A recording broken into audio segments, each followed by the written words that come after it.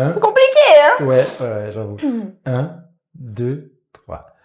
Bonjour tout le monde, bonjour les auditeurs, bonjour les auditrices, bonjour les filles, comment allez-vous aujourd'hui? Très bien, très bien. Aujourd'hui, nous avons une invitée exceptionnelle qui est Joséphine Karine et que je vais introduire. Ah ouais. Tu vois, même lui, il sait pas quoi dire. Même lui, il sait pas. Et que je vais introduire. Donc Karine, entrepreneuse, ancienne entrepreneuse, revenue dans le monde du salariat aujourd'hui, mais peut-être ouverture plus tard, qui a passé plusieurs étapes. Donc c'est intéressant d'avoir ton retour par rapport à ton expérience. Donc tu as commencé, donc je te laisse t'introduire, donc tu as commencé comment? Tu es passé par quelle phase? Tu as ouvert une boulangerie? Bon, je te laisse te présenter un petit peu, vas-y, c'est à toi. Alors, je m'appelle Karine Joséphine. J'ai dit les études aussi ou on s'en fiche? Tu peux, non, juste dire, voilà, je suis passé par tel... En 2023, j'ai ouvert une boulangerie qui s'appelait la boulangerie Solange, qui se situe à Pointe-à-Pitre. Et un an après, j'ai fermé cette société pour poursuivre mes ambitions. Ok. Donc tu as ouvert une boulangerie. Donc un an et demi plus tard, tu fermes la boulangerie. Pourquoi? Parce que... Pourquoi je regarde là? Non, mais il n'y a pas de souci. Parce que c'était plus en accord avec moi, avec ce que je voulais. Et ça me rendait pas heureuse. Ok. Et je sentais que c'était pas ma place et que il fallait que je change pour voir un changement dans mon quotidien. Ok, très bien. Il n'y a pas de bonne ou mauvaise réponse. J'essaie de me souvenir de ce que j'ai dit avant. L'objectif c'est de reprendre un flow qui Ok. est totalement différent parce que malheureusement, bon, on a switché, mais ce sont des choses qui arrivent. Ouais. Et ok, donc t'as ouvert, t'as fermé, t'es passé à autre chose parce que en fait au final ce n'était plus ce que tu voulais. Qu'est-ce que tu en as retiré finalement de cette expérience? Ben, j'ai beaucoup appris sur moi, sur mon métier, sur l'entrepreneuriat. Je retiens que du positif au final. Même les périodes où ça allait pas forcément, ça m'a permis de me remettre en question sur ce que je voulais, qui j'étais et pourquoi je faisais ce que je faisais. Donc, je retire que du positif. Ok, très bien. Très bien. Donc, tiens, j'ai encore oublié. Tu vois? Si on devait te caractériser en 3 mots. Alors, qu'est-ce qu'on a dit là? Déterminée. Déterminée, ambitieuse et... Je le disais, audacieuse. Audacieuse. Audacieuse. Déterminée, ambitieuse et audacieuse. Ouais, parce que tout à l'heure, je la refais un peu, puisque tout à l'heure, elle peinait un peu à troisième mot, mais comme on a... Moi, j'aurais dit audacieuse. Audacieuse, ouais. Parce que en fait, c'est de l'audace quand même pour ouvrir une boulangerie. C'est-à-dire, un an plus tard, ça ne me correspond pas, je ferme. Et ça, il faut de l'audace en fait pour moi. Pour moi, pour les personnes qu'on a déjà accompagnées, je trouve que avoir cet élément pour se dire non, ça ne correspond pas, c'est pas là où je veux aller, c'est pas là où je viens. Même si j'ai une notoriété, j'ai construit différentes choses autour de ça, mais non, on s'arrête là, ça va pas. Hop. Ouais, Donc, c'est pas pour toi. on a vu son parcours, on la connaît. Donc c'était, pour moi, il y avait de l'audace dans ce qu'elle faisait. Pourquoi? Parce que les gens ont tendance en fait à voir leur entreprise comme un bébé. Donc en fait, dire qu'une entreprise, ok, tu l'ouvres, pour toi tu l'as chérie quoi. Tu as passé énormément de temps et te dire donc finalement non, ça me correspond plus, c'est pas ce que je veux, il a fermé. Les gens ne voient pas ça en fait. Oui. C'est vrai qu'au début, les gens ne comprenaient pas forcément pourquoi on fermait après un an.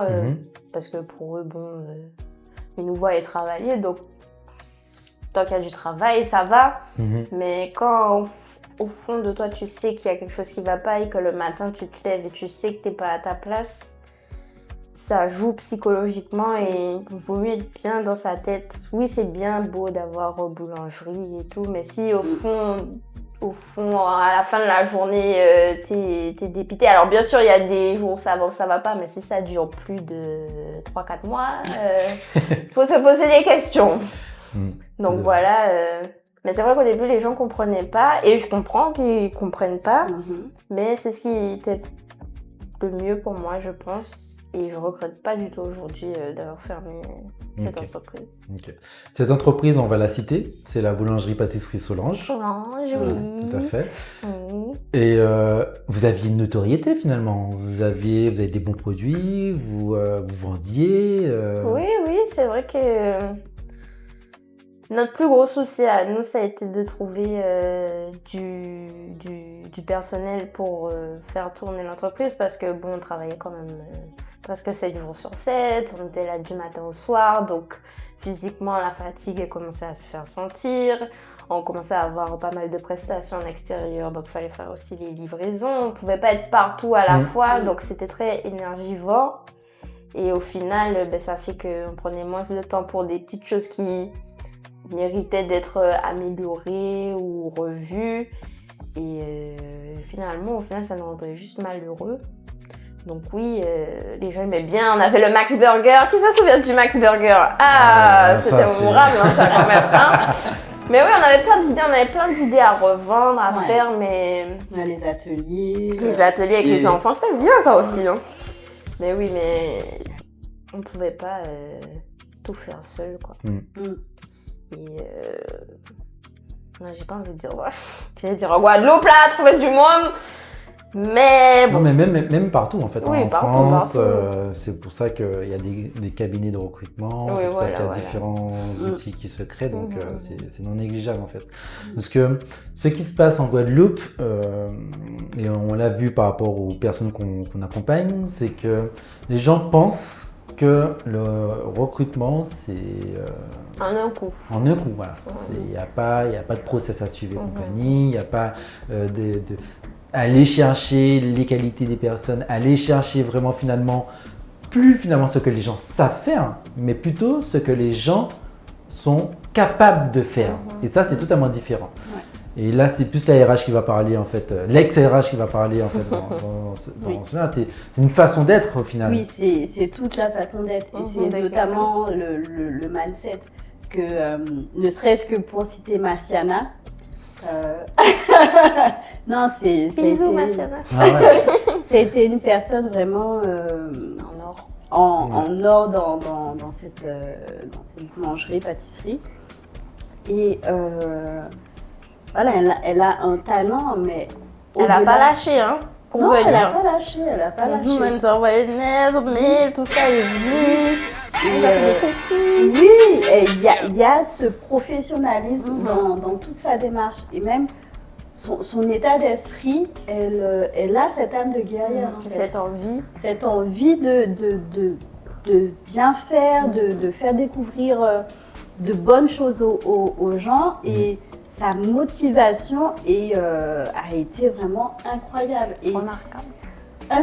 Remarquable. Et pour le coup, ça se voit en termes de différence. Parce que quand une personne, parce que c'était une alternante, apprentie même, quand une personne démontre autant de motivation en étant, entre guillemets, qu'apprentie, en ne connaissant pas le métier, parce que c'est le but de l'apprentissage, et qui fait preuve autant de maturité d'esprit, autant de professionnalisme, tu peux que donner ta chance à ce type de personne. Et vraiment, c'est au-delà même de dire je sais faire ci, je sais faire ça, c'est montrer ce que tu es réellement, quelle personne tu es vraiment, et pas essayer de la jouer pendant une semaine, deux semaines, voilà, en cocogne, parce que ça ne dure jamais en fait. Ces artifices qu'on essaie de mettre autour du savoir-être, si tu n'es pas toi-même, à un moment, le naturel revient au galop. Le naturel revient au galop très rapidement. Et ouais, dans le recrutement, ce qui est le plus important, c'est mine de rien le savoir-être, de mon point de vue, là où on peut aller améliorer le savoir-faire. Et non, mais clairement, c'est sûr qu'en termes de recrutement, il y a du boulot, mine de rien. Et je dirais même le boulot est à faire au niveau de l'état d'esprit des gens. Parce qu'on est dans une confrontation employeur-employé, dominant-dominé. Fanchou. Non, mais c'est. Non, oui, je vois ça, bien sûr. On est dans qu'est-ce qu'on va me faire, alors que si toi-même tu te positionnes et tu te dis voilà, je suis confiant, j'ai les compétences, j'ai les capacités, je sais qu'est-ce que je vaux, même si je dis pas qu'il peut y avoir des employeurs qui font mal le taf. Il y a aussi des employés qui font pas le taf concrètement, et c'est parce qu'il y a ce miroir, en fait, il y a ces jeux de miroir qui font que il y a des comportements que tu n'as pas acceptés auprès de ton employeur, et parfois il faut se poser la question que est-ce que à un moment dans ta vie, toi-même tu n'as pas eu ce comportement exécrable que tu n'as pas aimé auprès de ton employeur, et vice-versa en fait. Est-ce que, mine de rien, tu n'as pas eu ce comportement envers toi, mais aussi envers une autre personne? Pas forcément que professionnel, hein, parce qu'on n'est pas que dans le pro, on est dans la vie de tous les jours. Et c'est vraiment, on a fait un épisode off avec une chercheuse, c'est vraiment l'état d'esprit, c'est vraiment toute la culture que la personne porte qui fait la différence et qui fait que la Guadeloupe de demain, et c'est vraiment l'espoir que j'ai pour la Guadeloupe de demain, c'est que les hommes et les femmes puissent avoir ce changement d'état d'esprit et qu'ils puissent se dire voilà, je suis capable, je ne suis pas dans une victimisation, j'essaie pas de persécuter les mondes ou j'essaie pas de, pour le coup, sauver qui que ce soit. Tenez vos positions, faites en sorte. Non, mais tu disais, ça me fait penser justement quand je suis arrivée, je suis retournée dans le monde du salariat du coup, et se dire que je suis pas là pour sauver personne. Je suis pas là pour prouver. Je sais que je connais mon métier, je fais mon métier du mieux que je puisse. Oui, c'est ça, que tu puisses. Du mieux que je puisse. Et voilà, je suis pas là. Je suis là pour travailler et après autre chose. Je suis là pour m'améliorer, pour travailler, pour apprendre de nouvelles choses. Voilà, et exactement. pour pouvoir délivrer aussi derrière. Voilà, exactement. Que mon employeur, ils se disent pas mais pourquoi j'ai pris elle là. Heureusement, c'est pas ce qu'ils disent. Non. Mais voilà, ça me faisait penser à ça quand tu disais. La Guadeloupe de demain va vraiment avoir une autre face dès lors où ses habitants, ses compatriotes, changeront d'état d'esprit. Voilà. C'était ma punchline. C'était un petit message. C'était le message sponsorisé par... Bon, je vais arrêter de dire ça, mais par moi-même. Bon, pas étonné, oui, on sponsorise, c'est un bon message. J'approuve ce message. Je suis Edwina Trivier-Hermel, j'approuve ce message. Votez pour elle. Coach professionnel certifié. RNCP. RNCP. Nous sommes en Guadeloupe, Martinique, Guyane, France. Oui, tout cela. Eh ben ouais. Québec. La Réunion.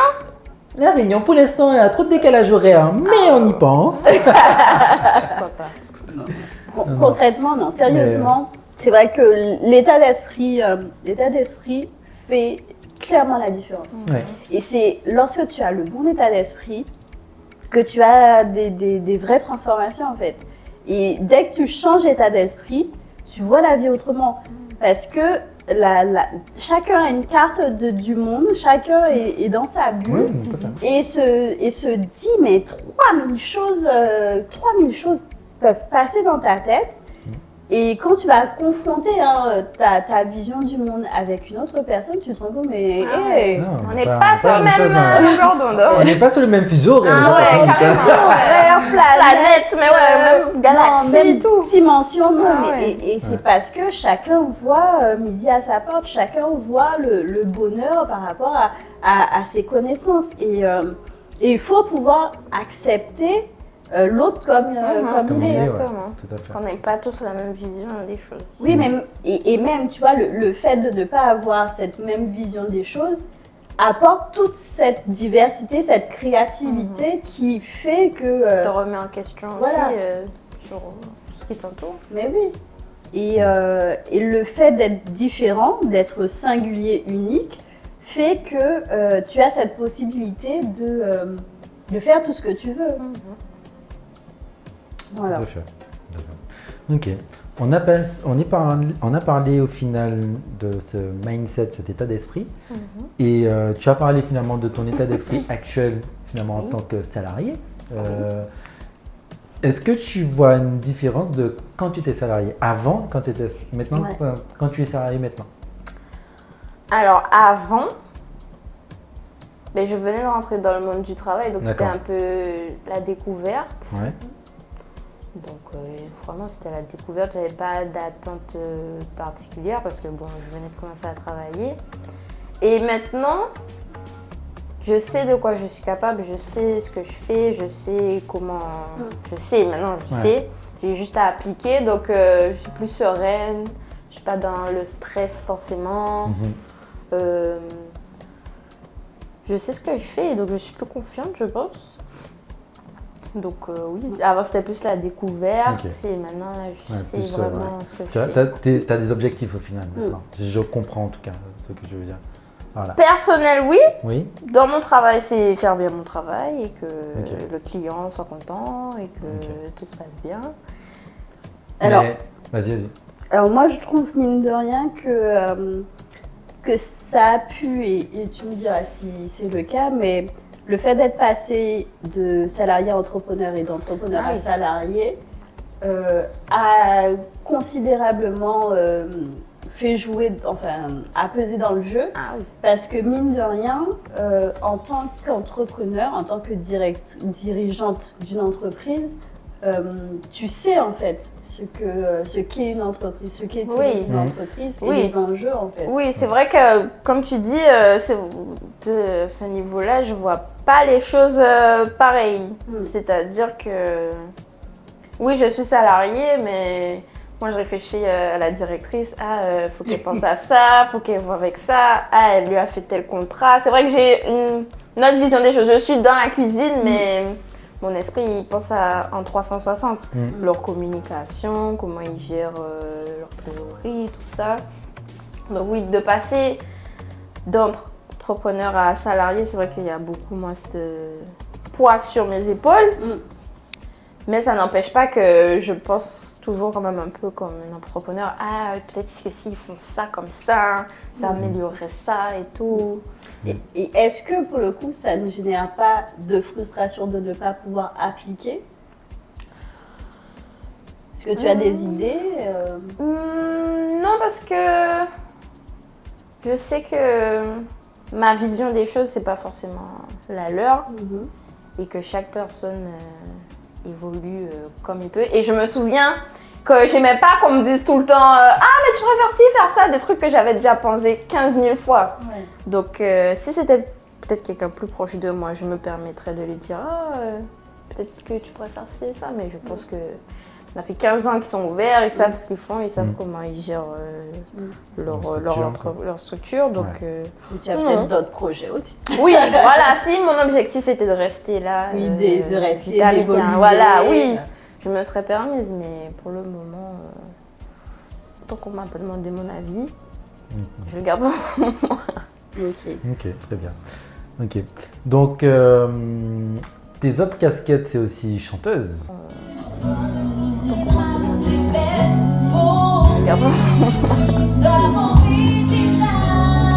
Donc, tes autres casquettes, c'est aussi chanteuse. Oui, artiste. Voilà. Artiste, pardon. Oui, artiste, parce qu'au final, tu ne fais pas que chanter. Qu'est-ce que tu fais? Dis-nous. Dis-nous. Je peins, j'écris des poèmes. Je fais quoi? Je chante, je compose. Donc oui, tout ce qui est... Pour moi, la cuisine, c'est de l'art aussi. Oui, tout à fait. Donc je cuisine. Je pâtisse. Je pâtisse. Pardon. Je sais pas si ça Beaucoup moins qu'avant. Non, Mercotte, c'est Mercotte qui dit ça. Mercotte qui dit ça, ouais. Ah d'accord. Et pâtisser. Donc Mais- oui, une artiste. Ok, très Je bien. fais des maquis. Ça c'est pour moi, mais Ah, ok. non oui. Ok, très Je bien. vois l'art un peu partout en vrai. Donc Ok. là, Mais- pour moi, tu as une œuvre d'art. Oh, Regardez ça. arrêtez. La Mona, pas la Mona Lisa. On va prendre Mona Lisa. C'est la première qui me vient, la femme comme ça. Là.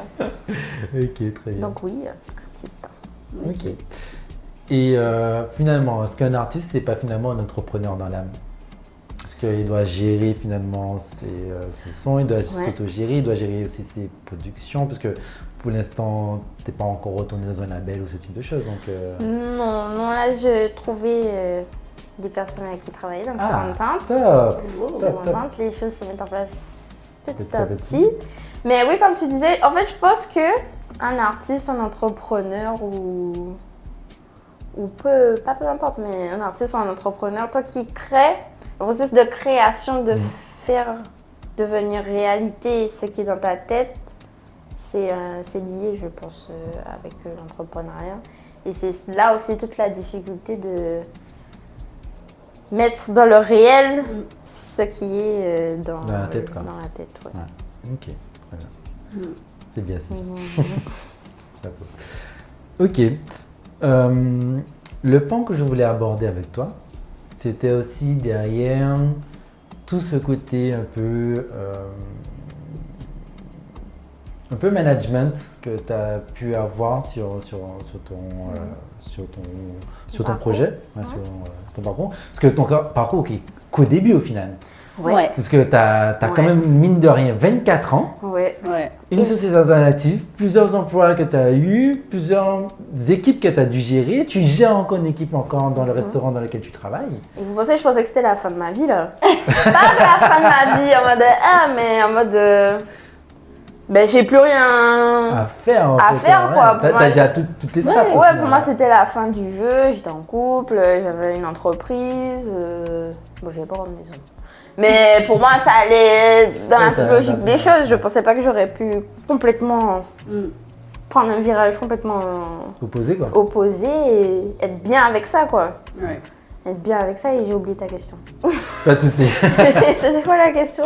C'était au final, moi-même je l'ai oublié. Ouais parce que... Attends, c'était... Non, alors je repartais sur le fait que tu étais très jeune. Management. Ah ouais, oui Tu étais voilà. très ouais, jeune, ouais, tu as oui. eu plusieurs strates Mhm, et dans le management que tu as eu à gérer finalement dans ton entreprise, finalement, qu'est-ce que tu as appris et qu'est-ce que finalement tu as pu utiliser en tant que salarié, mais qui a finalement sous son ordre plusieurs employés. Qu'est-ce que j'ai appris au niveau du management?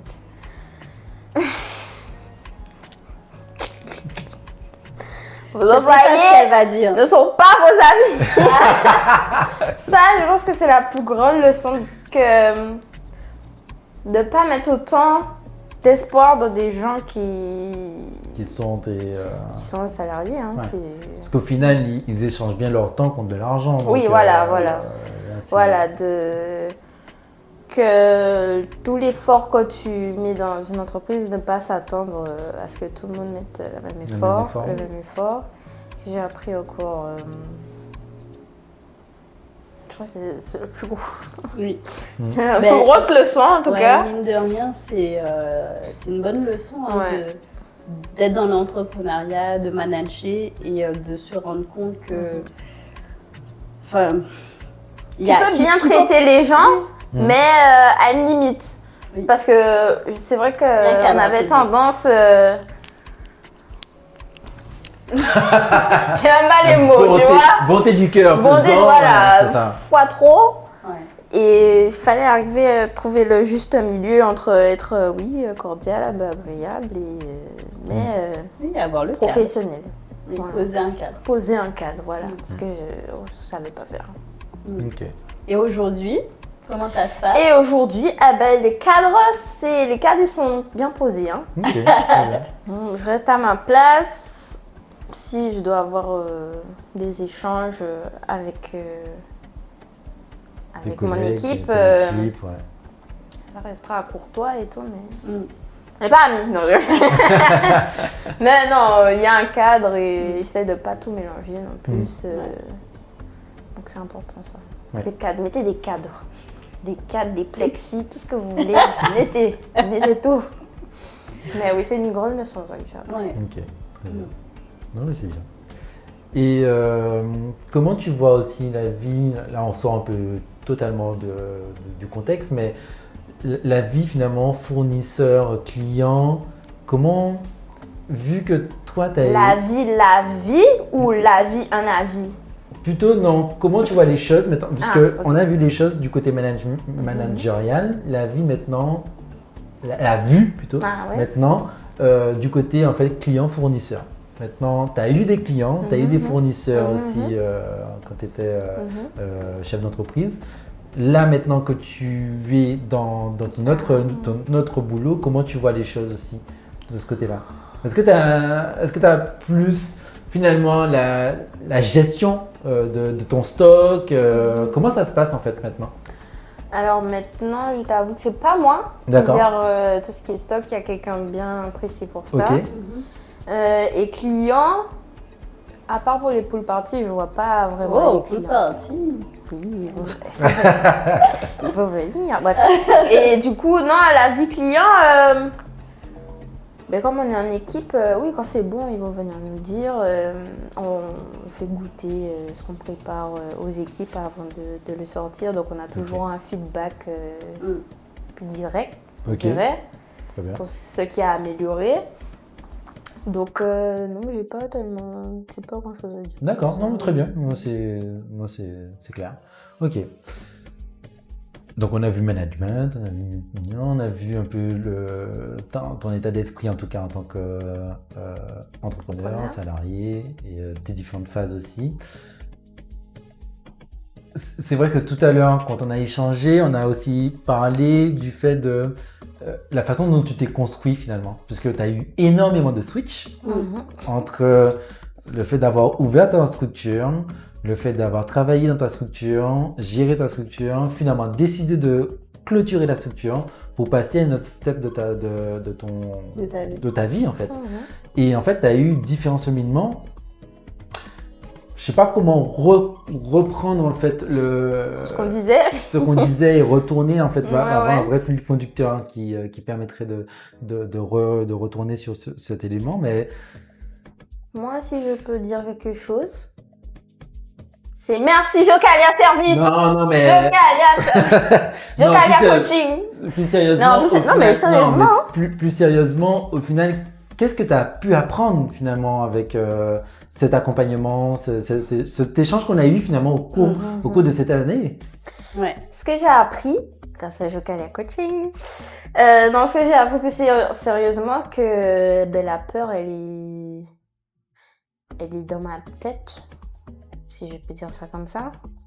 Que la peur, c'est moi qui me fait peur, mais que dans la réalité, je sais pas comment expliquer. Il n'y a rien de concret qui fait que tu dois réellement avoir peur. Voilà, c'est ça. Et que il n'y a que moi qui peux décider de comment ma vie elle doit être et comment elle doit être. Et surtout si je veux mon bonheur, il n'y a que moi qui suis en action, de mettre des actions pour arriver au résultat, qui est le bonheur. Oh. Et être Rihanna dans 50 ans. Ah, dans 50 ans? Je pensais que tu allais me dire dans 5 ans, ça y est, j'ai mon plan. Oui, non, pas dans 5 ans. Elle a 2 enfants, là. Elle est à la retraite, elle fait des pubs Dior. Ah ouais, elle a déjà la retraite et tout? Bon, un peu. Ok, d'accord, je savais pas. Non, je sais pas qu'on prête pour les enfants. On va attendre un petit peu. Mais ouais, c'est vrai que, comme on te l'avait dit tout à l'heure, les switches ont été vraiment hallucinants. En très peu de temps, parce que le début, il y avait des doutes de comment faire, qu'est-ce qu'il fallait faire, et tes prises de décision n'étaient pas aussi marquées, tranchées. Tu doutais toujours par rapport aux décisions que tu prenais. Et mine de rien, très rapidement, tu savais couper la tête de... Non, mais concrètement, tu coupais la tête...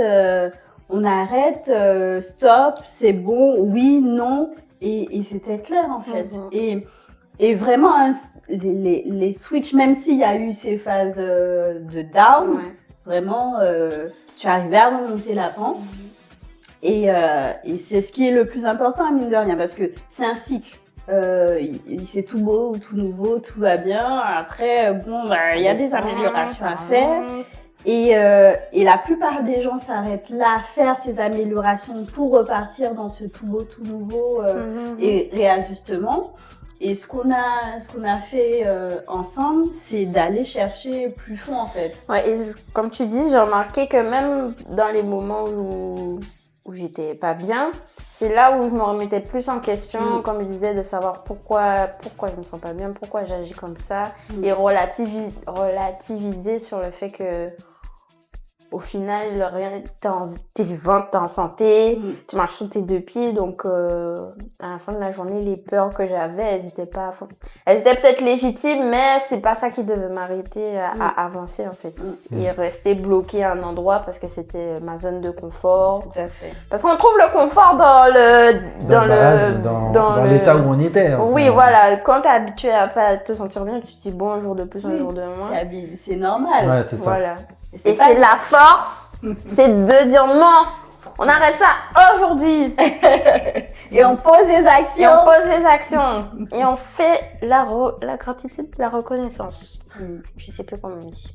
Non, mais c'est important parce que rester que quand on fait des mini-transitions, ça ne permet pas d'aller chercher les réelles causes profondes et sérieuses, mine de rien, qui te permettent de te sentir bien au fond de toi, de valider tes émotions et comment tu te sens et savoir que c'est pas la fin du monde quoi. Ouais, c'est pas la fin du monde et que tu peux toujours te relever. Ouais.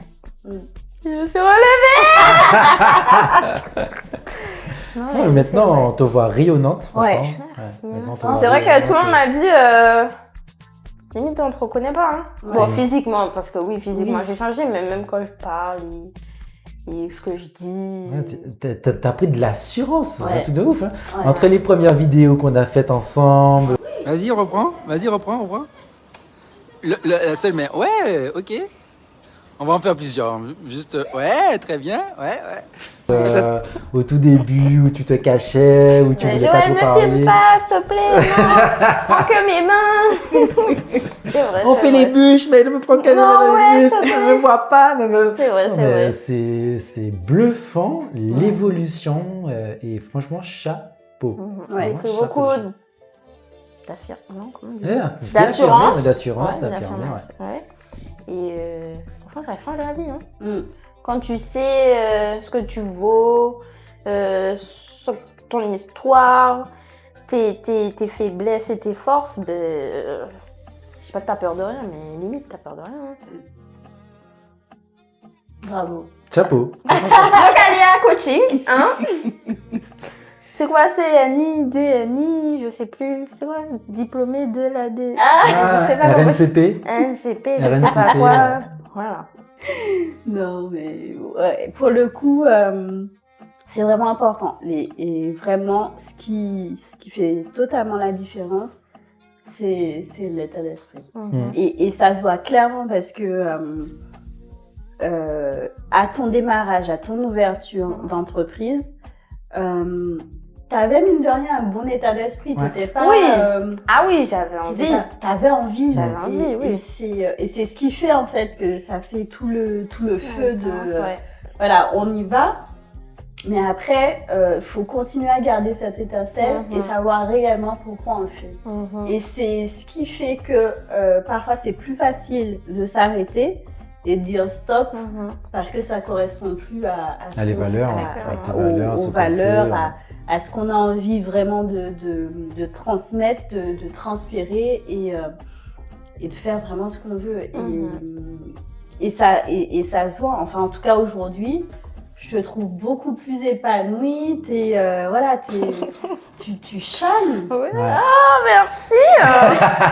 C'est gentil, merci. Mais grave, bon. Non, mais même moi, quand je regarde des photos et tout ça d'avant, je me dis, je vois, même si je souriais et tout, je vois que il y avait quelque chose. Je savais au fond de moi qu'il y avait quelque chose qui allait pas. Il fallait juste que j'ai le courage de m'écouter.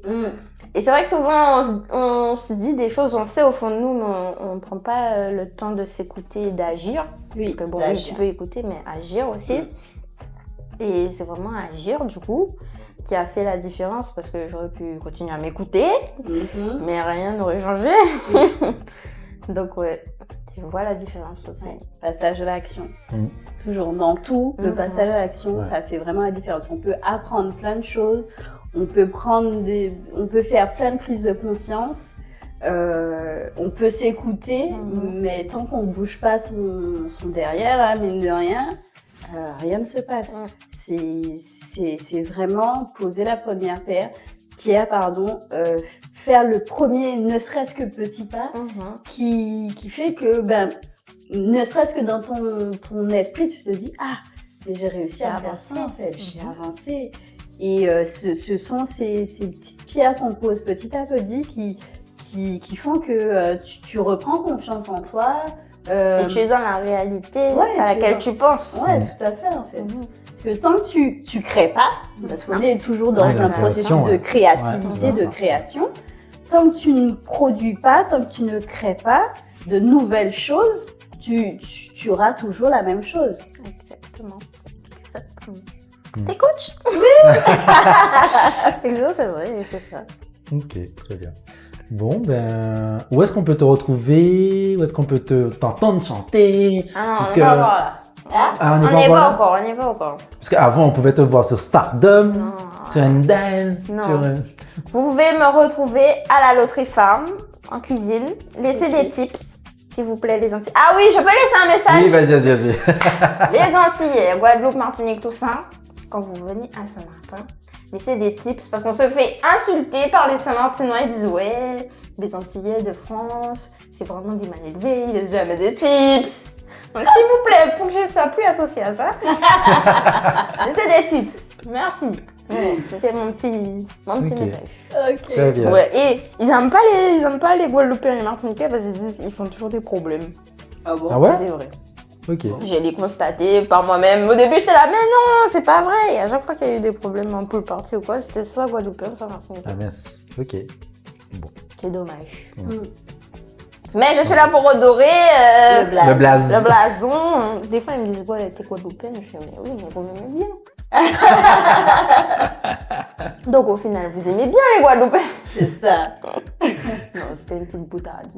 Non, mais de toute façon, il y a toujours tout dans le monde, donc ça fait partie des éléments. Mais ouais. Après, les tips, je pense que c'est juste parce que... On n'a pas la culture. C'est la culture. Ouais, on pense pas. Mes grands-parents, ils pensent pas de laisser... Parce que c'est lorsque finalement tu voyages au Canada, aux États-Unis, et compagnie, que tu vois vraiment qu'il y a une réelle importance en fait. Mais c'est le salaire finalement de la personne qui te sert. Même à Bali, quand on Même à Bali aussi, c'est la culture du tips. Et en fait, en Guadeloupe, on ne demande pas, en fait. Non, parce que on est aussi dans le style où, en France, en fait, t'as le salaire qui contente, en fait, le serveur, et c'est ça, en fait. Et tout est compris, normalement, dans ce fameux salaire du serveur. Voilà. Ok. Sur ce, mais merci beaucoup. Merci de m'avoir accueilli sur votre podcast. Désolé pour ce problème technique. Non, c'était drôle. Je m'en souviens, c'était drôle. Pas si drôle que ça, parce que quand tu arrives déjà à plus de la moitié de l'épisode et tu te rends compte qu'il n'y a plus rien qui tourne, j'avoue que c'est pas drôle. Ça fait un souvenir, t'inquiète. Oui. Ouais. Ok, mais très bien. Merci beaucoup, Karine. C'est trop comme je te roule. Wow. De même.